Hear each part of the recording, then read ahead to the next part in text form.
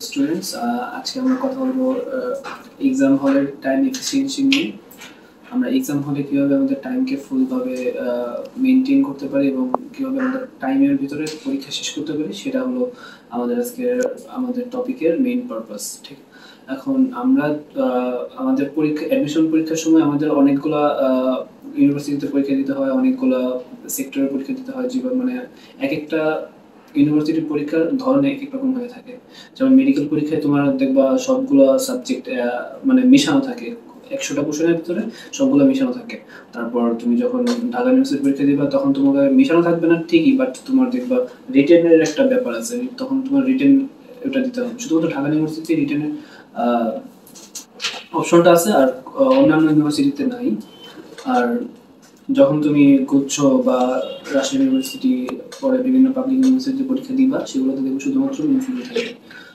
তো এমসিকিউ গুলো দাগানোর মানে প্রথম হলো, তুমি যদি পারো, তুমি সাবজেক্ট ওয়াইজ যদি থাকে তো সাবজেক্ট ওয়াইজ তুমি যে সাবজেক্টটা তুমি বেশি ভালো পারো সেই সাবজেক্টটা তুমি দাগানোর চেষ্টা করবা আর সবার আগে। আর দেখবা যাতে ওইটাতে টাইম তুমি কম ইউজ করো, মানে ওটা টাইম সেভ করে যেটাতে তোমার একটু কষ্ট হয়, যেমন মানে ফিজিক্স বা কেমিস্ট্রিতে যদি তোমার একটু ক্যালকুলেশনের ব্যাপার থাকে তাহলে ওটাতে একটু টাইম বেশি ইউজ করো, মানে যাতে ইউজ করতে পারো। ঠিক আছে, এরপর তুমি অবশ্যই ওএমআর শিটটা একটু দেখে শুনে দেখাবা, যেন যেসব মানে পরীক্ষাতে যেমন ফিজিক্স কেমিস্ট্রি বায়োলজির জন্য আলাদা আলাদা ওএমআর থাকে, সেক্টর থাকে, সেগুলো রোগুলো যাতে মিলিয়ে না ফেলো, যেমন ফিজিক্স জায়গাতে যে বায়োলজির জায়গায় ফেলছো, বায়োলজির জায়গায় যে বাংলা জায়গায় ফেলছো, এরকম যাতে না হয়। ঠিক আছে, আর তুমি চেষ্টা করবে যাতে তোমার অনেক পরীক্ষা দেওয়ার অভিজ্ঞতা থাকে। তুমি অ্যাডমিশন পরীক্ষা দেওয়ার আগে অবশ্যই অবশ্যই অবশ্যই মডেল টেস্ট দিবে অনেকগুলো, যাতে তোমার মানে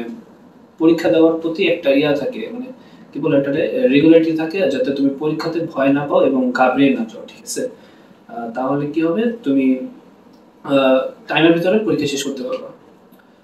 আজকের জন্য এটুকুই। আল্লাহ হাফেজ।